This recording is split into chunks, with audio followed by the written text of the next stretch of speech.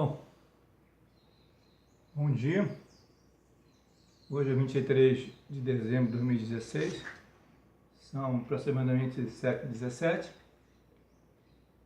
O clima está muito bom, o sol está se abrindo.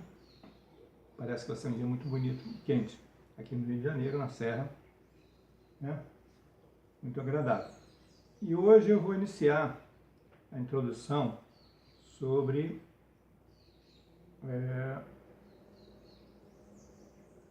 uma série de metodologia da pesquisa material e espiritual. Hoje vai ser introdutório, mais um papo, e vou apresentar alguns gráficos. É pena que meu data show, a lâmpada está queimada da Sony, né? Vou gastar aí pelo menos uns R$500 para consertar. Só a lâmpada. Trocar a lâmpada, eu nem sei trocar a lâmpada, tem que levar no técnico. A lâmpada está no Mercado Livre a R$350, mas o técnico, 150, né? Isso aí é quase R$600 para trocar uma lâmpada, que é complicado. Eu não sei fazer, né? E minha televisão também, 39 polegadas, ela está aí toda confusa, né? Eu tenho um problema no controle de configuração, de maneira que eu poderia usar a TV da Philco de 39 polegadas, mas vou ter que esperar mais um pouco. Mas aqui eu tenho um monitor, né, da Samsung, e tenho um notebook e um netbook. E vou tentar usar isso aqui provisoriamente até que eu conserte ou o data show ou a televisão fio para a gente poder projetar os slides, né, e tal, os gráficos, e ficar mais fácil a gente trabalhar esse curso gratuito pela internet. Então, vamos fazer uma viagem na ciência material, que eu chamo de racional analítica, e a espiritual, que eu denomino, quer dizer, isso denomino de forma científica, porque isso foi defendido na minha tese, minha dissertação de mestrado, minha tese, né, dissertação de mestrado, na COP UFRJ em 1992. Né? Então está na academia, na UFRJ, quem quiser, bernardomelgaco@gmail.com, eu posso mandar gratuitamente por e-mail os capítulos, são 200 páginas de mestrado e 470 de doutorado. E na de mestrado eu trabalho, na tese de mestrado, as duas questões da ciência analítica racional e a ciência sintética intuitiva. É claro que as duas são complementares, né? Isso não quer dizer que uma é melhor do que a outra, não existe, né? É como as leis de Newton e as leis da teoria da relatividade de Einstein, ou então as teorias mais avançadas, né? As teorias de Newton explicam o universo objetivo de baixa velocidade, mas não explicam o mundo subatômico das partículas. E aí precisaria de uma teoria mais avançada. Então, não quer dizer que as teorias de Newton jogam fora, não, elas servem ainda, né? Dentro desse contexto aqui que nós estamos, nesse mundo objetivo, né, de baixa velocidade, né, fenômenos bem palpáveis à nossa realidade, dentro dos nossos sentidos e racionalidade. Mas em outros mundos, né, como o mundo da física quântica, a teoria de Newton não serve. Isso não quer dizer que a nova teoria da física quântica, a teoria da relatividade, outra teoria, são melhores. Não, não é isso. É que trabalham em mundos diferentes, né? Então, para cada mundo tem que ter uma teoria adequada àquele mundo, né? Senão a gente não vai enxergar. Mas as duas se complementam. A teoria de Newton vale ainda, né? É muito utilizada. Mas no mundo da física quântica não tem muita propriedade. Então, a mesma coisa, as duas ciências que eu vou trabalhar aqui. As ciências analíticas racionais, elas explicam um fenômeno dentro do mundo e nos circunda aqui, a nossa volta nós chamamos de natureza, ou vida social, cultural, histórica, política, econômica, mas não explica, não consegue observar mundos mais sutis que estão nos planos superiores da realidade, né? Porque até pela física moderna. Vocês podem observar num documentário chamado Teoria M, Teoria das Cordas, né, e mundos paralelos, estão na internet. Cientistas descobriram que há pelo menos 12 mundos paralelos, né? Ou seja, essa realidade aqui é um mundo, existem outros paralelos, e aí nós nos tornamos mais místicos do que os místicos, né? E mais espiritualistas do que os espiritualistas, né? Então não existe mundo de mortos, existem mundos paralelos. As pessoas partem desse mundo e vão para um mundo paralelo e vão viver outras vidas com outras leis, com outros princípios, com outros valores, que não esse mundo aqui. Então, é com muita propriedade que Chico Xavier conseguia fazer essa transição entre mundos paralelos, né? E não só Chico Xavier, muitos outros. Eu também sou médium e sei fazer essa transição. Médium intuitivo, né? Corporativo, né? Também não confunda espírita com espiritualista, né? Ele fala assim, você é espiritualista, então você é espírita, cara. Não, eu respeito, adoro Kardec, adoro André Luiz, adoro Emmanuel, os inventores de Chico Xavier. Adoro meus irmãos espíritas, mas não sou espírita. Eu gosto, sou espírita, eu gosto do espiritismo, como gosto do hinduísmo, do budismo, né? Xamanismo, em todas as linhas, desde que faça o bem e o amor. Esse é o princípio básico. Então a ciência espiritual também tem um método, assim como tem a ciência racional analítica. Então eu fiz aqui uns gráficos e vou tentar projetar ali no monitor, porque a tela do notebook é muito pequena. Eu acho que o monitor vocês vão ver a minha ideia. Então, antes de tudo, é preciso que a gente entenda o que é fazer ciência, né? A gente acha que ciência é dentro do laboratório, aquele cientista que... é igual a meditação, né? Pergunta uma pessoa que frequenta um curso de yoga, né? O que é meditação? O cara diz, não, meditação... Você tem que sentar de pernas cruzadas, ficar relaxado, buscar respiração. Não estou negando isso. É verdade, é isso mesmo. Mas não é só isso. Segundo Sati Sai Baba, que foi um dos grandes mestres indianos espirituais, ele não se chamava nem de mestre, chamava de pedagogo, professor, né? Criou um sistema de ensino na Índia, deixou um legado imenso de sabedoria, e não só isso, construiu hospitais de ponta, escolas de ponta, gratuito, lá na região mais pobre da Índia. Eu tenho um vídeo sobre isso, Curando com Amor, aqui, depois eu vou filmar para vocês, as obras dele. Ele fez projetos sociais fantásticos na Índia, né?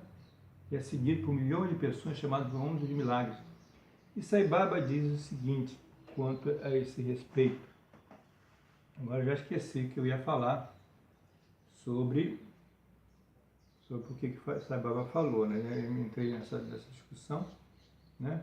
Porque a gente pensa que meditação seria aquela postura do yogi, né? Recluso na caverna, ou dentro de um acharão, ou num lugar. Não. Sai Baba diz, a meditação é tudo aquilo que você contempla. Você contemplou as estrelas, está fazendo meditação. Desde que você, nesse momento, né, esteja fazendo com amor, com sentimento puro, com verdade, você está conectado com o Criador.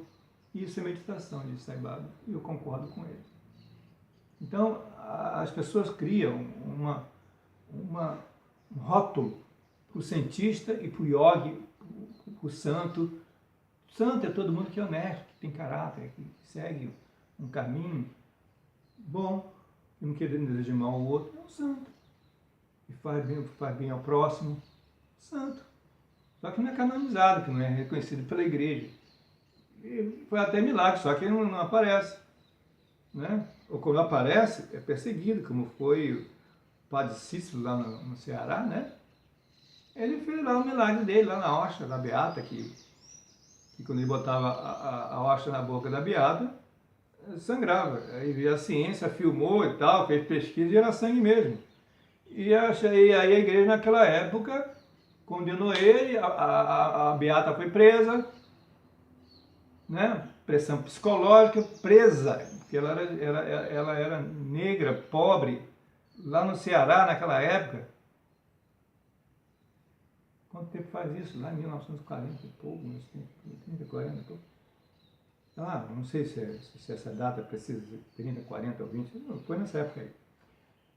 Né? Que Lampião ia lá beijar a mão de Padre Cícero, né? E Padre Cícero perdoava, ó, irmão, volte, não peque mais. Aí ele ia lá, esfaqueava, matava, depois voltava a cavalo, né? Pela Chapada do Araripe, né? Onde tem os fósseis, você pode ir lá, encontra lá fósseis lá de milhões de anos, que a África era ligada à América do Sul.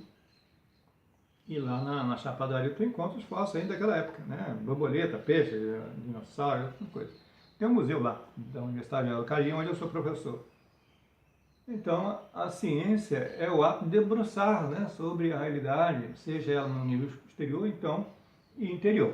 Então, eu defino ciência assim. Ciência é o esforço pelo qual o homem busca potencializar os processos de transformação e otimização da energia e da consciência para o bem de si e do outro na relação direta ou indireta com o fenômeno conhecido ou desconhecido. A ciência é uma atividade humana que reproduz o anseio do homem de descobrir-se como ser consciente de sua realização feliz. Ela é também um caminho de conhecimento e autoconhecimento. Ela pode ser dividida em 3 partes. A alma, primeira parte, a alma,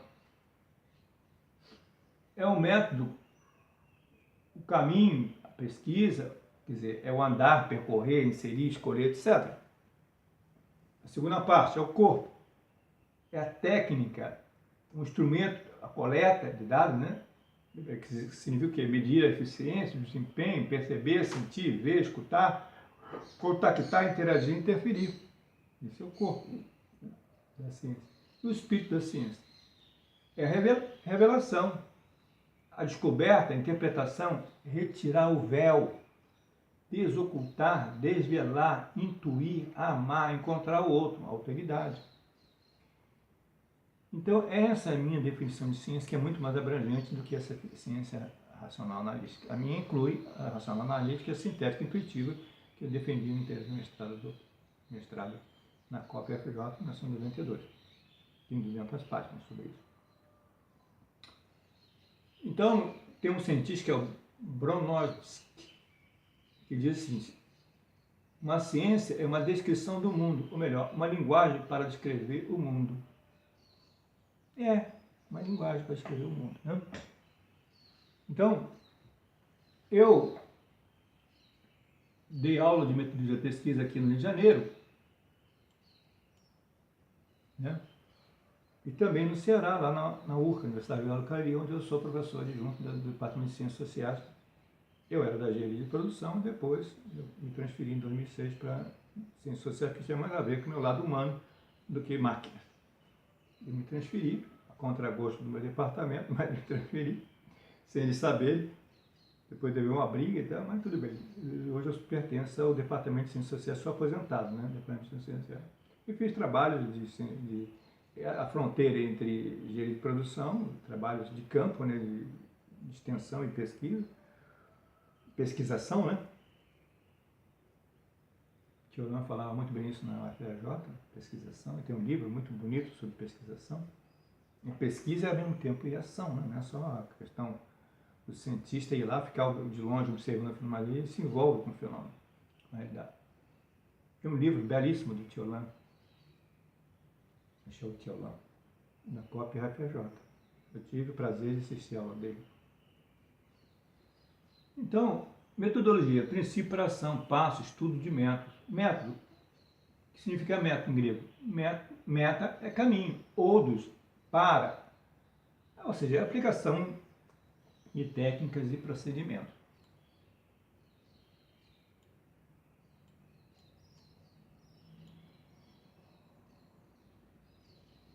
Então, podemos distinguir o nível do método efetivo ou da técnica aplicada na captação da informação social e a metodologia como metanível. Isso aí é Tiolan falando. Captação da informação na qual é determinado como se deve explicar ou interpretar a informação escolhida. A metodologia é entendida como disciplina que se relaciona com a epistemologia ou a filosofia da ciência.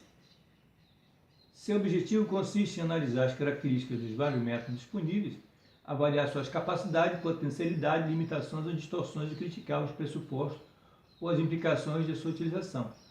Ao nível mais aplicado, a metodologia lida com a avaliação de técnicas de pesquisa e com a geração ou experimentação de novos métodos e remete aos modos efetivos de captar e processar informações e resolver diversas categorias de problemas teóricos e práticas da investigação.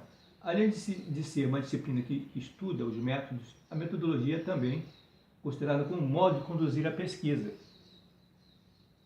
Nesse sentido, a metodologia pode ser vista como conhecimento geral e habilidades que são necessárias ao pesquisador para se orientar no processo de investigação, tomar decisões oportunas, selecionar conceitos, hipóteses, técnicas e dados adequados.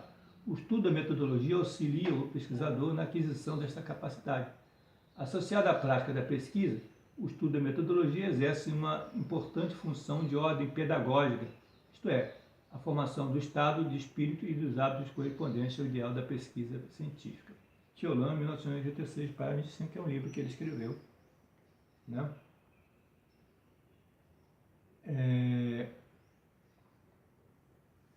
Então, dando continuidade. Então, eu criei, quando eu dei aula no curso de metodologia, na vez do mestre, na Universidade Cândido aqui no Rio de Janeiro, Niterói, e também aqui na Praça 15, né, perto das Barcas, eu criei, depois de estudar vários livros, pelo menos 20, 30 livros de metodologia da pesquisa, eu criei as minhas apostilas, que são 20, eu dava aula, dei aula para mais de 500 alunos, mais de um ano, quase 2 anos, a turma era de 50 a 100 alunos, era a vez do mestre, que é pós-graduação. Então eu tinha 20 apostilas, que no total dava 500 páginas, que era um resumo de todos esses livros que eu li, junto com as minhas ideias sobre ciência, minha concepção e minha tese de mestrado. Então, nesse sentido, eu criei uma apostila, são 20 apostilas que estão aqui no meu computador, que está em Word, eu posso mandar para qualquer um, se quiser ler as apostilas. Então, eles estão aqui, quer ver?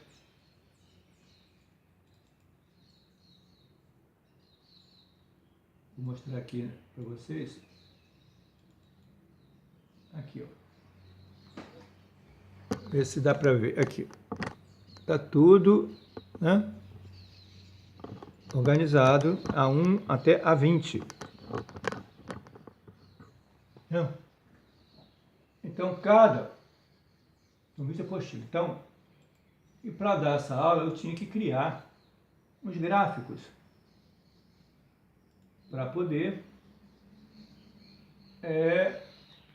sustentar meu discurso, senão fica difícil, né? Então eu criei vários gráficos. Um deles é esse aqui. Espero que vocês possam conseguir ver com clareza. Então, por exemplo, a ciência se divide, portanto, em ciência moderna, que é as factuais se subdividem em naturais, que é a física, a química, biologia, psicologia fisiológica, antropologia física, etc. As culturais, sociais e humanas, que é psicologia social, antropologia cultural, sociologia, economia, ciência política e história. As formais, aí entra a lógica, a matemática. E tem esse caminho da ciência moderna, é a analítica racional. E tem também aqui a sintética intuitiva, que é a tradicional, que é yoga, a metafísica e a espiritualidade. Então, existe, portanto, 2 métodos. O método analítico racional, o quantitativo, o especulativo e experiencial, e o método sintético intuitivo, que é o qualitativo, contemplativo e vivencial. É claro que se você quer estar numa casa, passeando com sua família, né, perto de um rio, e sua casa falta água, e você tem uma bomba, né, para poder captar a água do rio, você não vai fazer o método sintético intuitivo de contemplação, né? Vai sentar numa sala e pedir que a água saia do rio e entre na bica, na torneira, na caixa d'água. Você vai fazer uma ciência analítica racional. Vai instalar uma bomba dentro da... botar um cano de PVC e tal, para captar a água, ligar a bomba na rede elétrica e puxar a água do rio e jogar na sua casa. Isso aí é a ciência analítica racional, que é bem-vinda e vem resolvendo muito bem, né? Não é à toa que eu estou aqui com a ciência racional analítica, que o celular Samsung preso numa maquininha, num tripé. Isso aí é produto da ciência analítica racional. Agora, se eu quero resolver o problema da paz, da felicidade, da harmonia interior, do bem-estar, da saúde integral, que não é só saúde física, mas também psicológica e espiritual, aí eu preciso da ciência contemplativa, a ciência do autoconhecimento, da busca interior.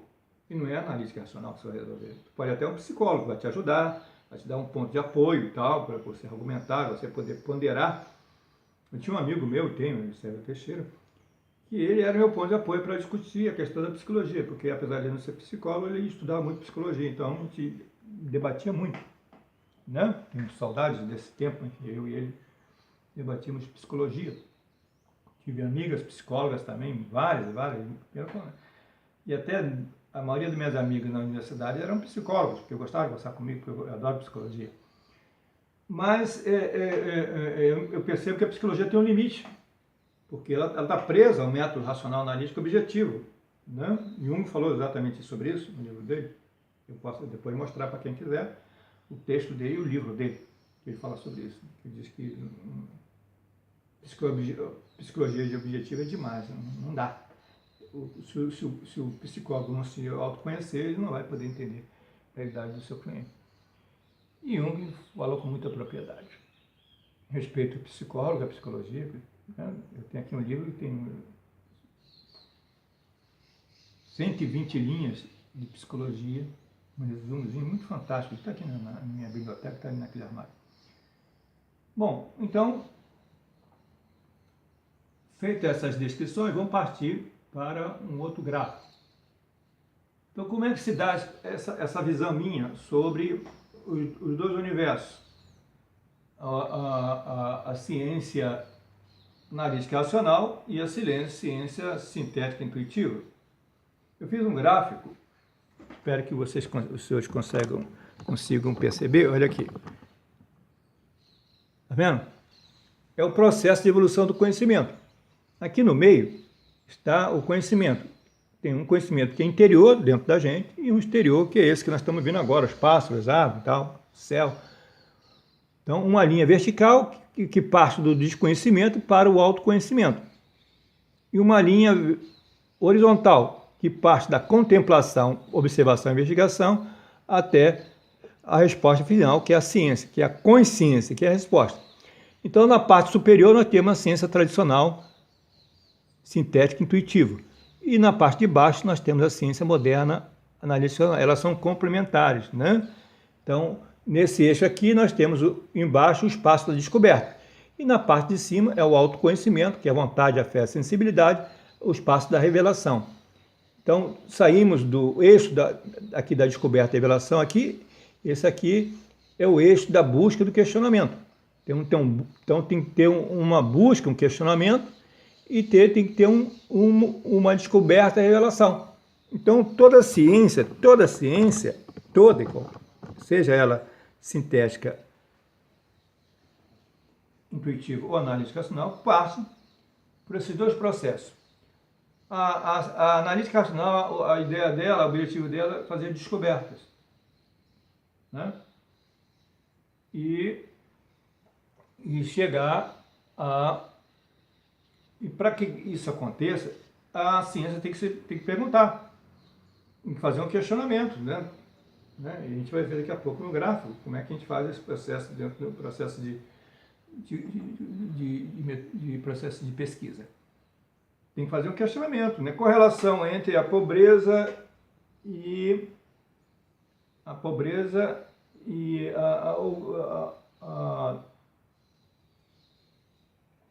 exploração do trabalho, ou a pobreza e a raça, a pobreza, outras questões, a guerra e a ideologia, a guerra, qual é a relação que existe entre ideologias radicais com o Estado Islâmico?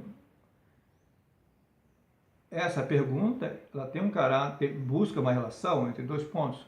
Então, toda a ciência sempre busca encontrar a resposta para uma pergunta que une dois pontos.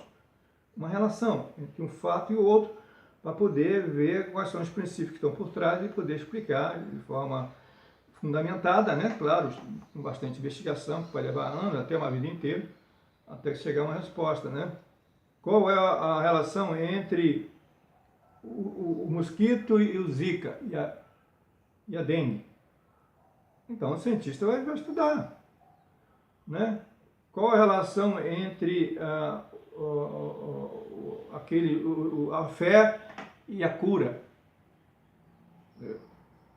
Já se fizeram estudos científicos sobre isso, né? Eu já vi isso na televisão, inclusive. Feito testes à distância e o cientista mostrou que isso é verdade. Qual é a relação entre uma emoção e o comportamento da molécula da água? O cientista japonês fez essa descoberta. E existe, está aí na internet, eu tenho até em PowerPoint, tudo, né? O cara chegou a pegar uma gota d'água, botou uma fonte de água mineral, botou num copo, pegou uma gota d'água, antes disso, fotografou ela in natura, né? Ou seja, diretamente da fonte, e ela estava perfeita. Depois, a pessoa foi,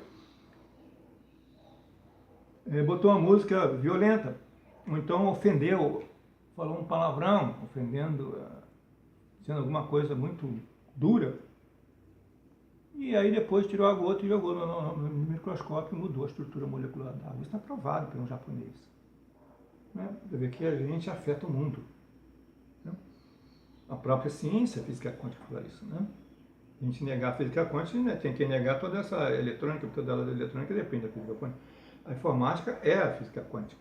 Quem estuda engenharia eletrônica, como eu estudei física quântica.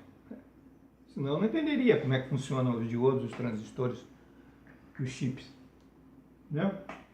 Então, se a gente negar a física quântica, a gente nega toda essa realidade tecnológica fantástica, né, que nós temos hoje. Então, vamos para o outro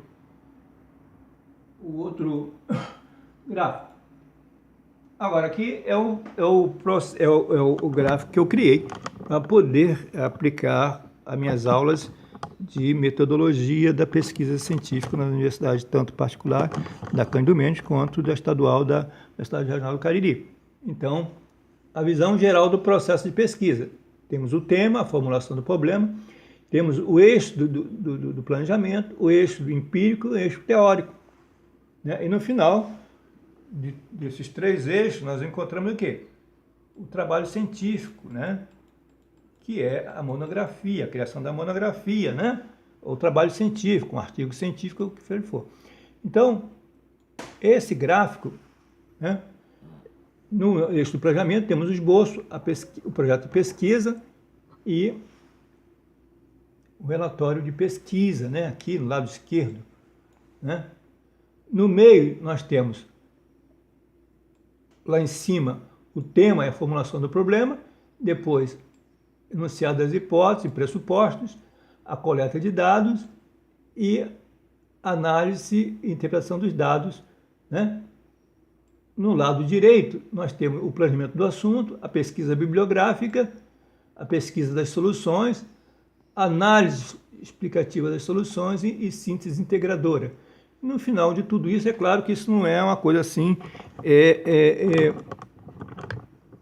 linear, né? Isso é feito é claro que o primeiro ponto é o tema, né? O problema. Depois é que vem os outros. Mas não quer dizer que as coisas decorrem de forma muito linear. Não, as coisas vai para um eixo, vai para o outro, depois volta, vai sempre combinando de acordo com o andamento da pesquisa e até voltando atrás um pouco do caminho andado na pesquisa. tá? Eu orientei várias pessoas, já orientei pessoal de mestrado, doutorado, para entrar em universidades federais e passaram, pelo menos 5 deles, um em doutorado e 4 em mestrado, de graça. Como fazer o projeto de pesquisa. Então, cada bloquinho desse corresponde nas minhas apostilas, pelo menos uma ou duas apostilas. Então dá um total 20 apostilas, né? Então, Einstein disse... Então, lá em cima o tema é a primeira questão mais importante da metodologia, quer dizer, não mais importante, uma das mais importantes, é o tema, é escolher o tema, né? E se você vai encontrar muito bem, Humberto Eco, como se faz uma tese, né? Ele vai explicar muito bem essa questão. O tema, se você abrir demais, vai levar a vida inteira e não vai terminar o trabalho de pesquisa. Se for muito pequeno, não vai falar o que a ciência interessa. Então, esse meio termo entre não ser muito grande e pequeno, não ser muito pequeno, é a questão do bom senso, né? Junto com o orientador, né? Primeiro, a pessoa tem que ter uma boa relação com o orientador. E o problema, a formação do problema, isso é chave dentro da ciência. Einstein disse que a formulação do problema é tão importante que ela, científico, não, por exemplo, o problema, será que os anjos têm sexo? O anjo tem sexo? Isso não é uma pergunta científica, né? Não tem como fazer para pesquisar o sexo dos anjos, né? Então, antes de tudo, a formação do problema tem que ser algo que possa ser permitido usar o método analítico racional ou sintético intuitivo. Se não for possível, não faz parte da ciência. É uma abstração. Está se perdendo tempo. Então tem que ter esse bom senso. E quem faz esse bom senso é o professor é o orientador junto com o aluno, para que ele não devaneie demais ou faça alguma coisa já foi feito, alguém já produziu e é muito pequeno, não vale a pena investir dinheiro naquilo ali, né? Porque é recurso que vem do Estado, né? Como no caso da federal ou na particular, que são poucas as particulares que investem em pesquisa. No Brasil, muito menos ainda, que está sucateado as universidades, né? Infelizmente, o Brasil não é um país de grandes pesquisas, né? Como é feito nos Estados Unidos, no Japão, na China, na Coreia do Sul, né? Na Alemanha, na Inglaterra, na França, esses grandes países desenvolvidos, é pesado o recurso financeiro. No Brasil ainda está engateando, né? Tanto é que nós não somos países desenvolvedores, nós somos países produtores de tecnologia, né? Nós produzimos carro, mas não desenvolvemos carro. A única coisa que nós desenvolvemos é o quê?